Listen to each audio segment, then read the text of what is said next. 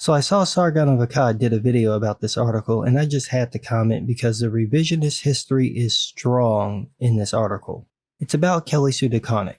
As described in the article, Kelly Sue is, quote, an uber twat. Okay, yeah, the word twat isn't really in the article, but whenever it says feminist, I'm going to say twat because I want to be accurate. Is an uber twat, never Trumper, pro-Iranian, and Islam activist, but most importantly, an avid comic book reader, massive nerd, and passionate geek.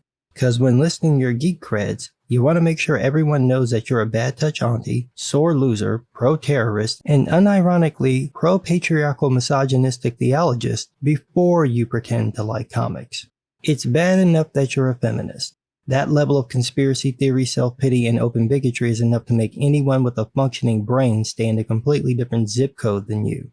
But when you add in the other shit, it just makes DeConnick look stone cold fuck nuts. I mean, look at this woman. Like Sargon said, this is the exact image you would create if you were to make a parody of a feminist.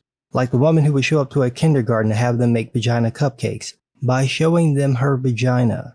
This is the face you would imagine when you hear about rape crisis centers hanging up on male victims. When you think of the doctor who cuts off the most sensitive part of a boy's body when he's 2 days old and then argues that it's not a big deal even though the baby goes into shock, this is the person who defends that. When you're trying to figure out who thinks it's not rape when a woman does it, this is the generic feminist you would imagine.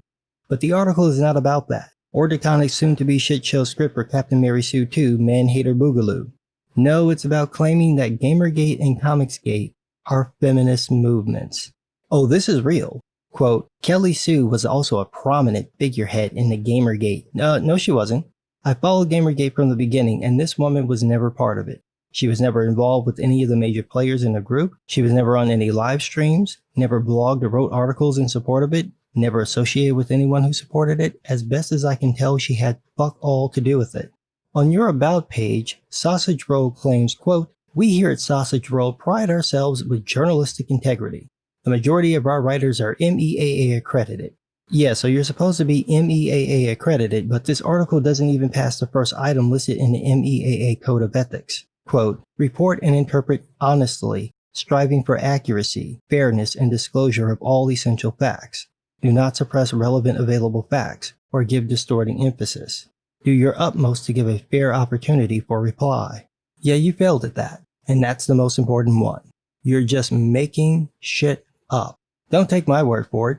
From the article, quote, in the less heard of Comicsgate, a movement who worked tirelessly alongside the feminist frequency con artists to eradicate toxic masculinity from the male-dominated video game and comic book culture. Lies, just so many lies tumbling out your mouth. First of all, the con artist had nothing to do with Comicsgate. I doubt she even knows it exists. Second of all, Kelly Sue DeConnick had nothing to do with Comicsgate either. She didn't create the consumer revolt, she didn't support it, and she wasn't involved in any real aspect of it. She made a couple of veiled comments about it on Twitter, but they were negative, not positive. She doesn't agree that identity politics has taken over and completely ruined the industry. She doesn't agree that jobs should be given based on merit, skill, and talent, not a person's sex, race, sexual orientation, or who they know. Probably because if she did that, she'd never get work in the industry because her name being on a book pretty much guarantees no one will buy it. She doesn't agree that artists like Frank Cho and J. Scott Campbell have nothing to apologize for over their artwork. She doesn't agree that writers shouldn't be bullied into changing the race, sex, or sexuality of characters to appeal to a niche group of overdyed big glasses wearing fake geek girls who never buy comics.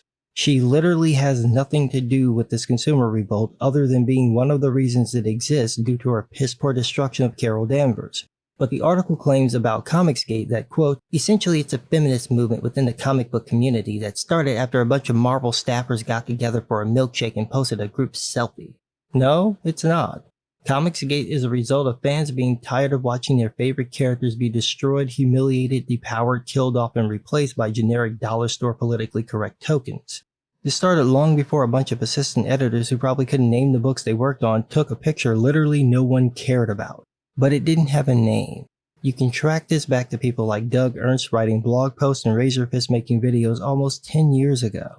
The name Comicsgate was coined around the time Heather Antos decided to damsel on Twitter because 6 people left some salty tweets, but it did not start because of that. Then the article says, quote, then a bunch of trolls call them fake geek girls.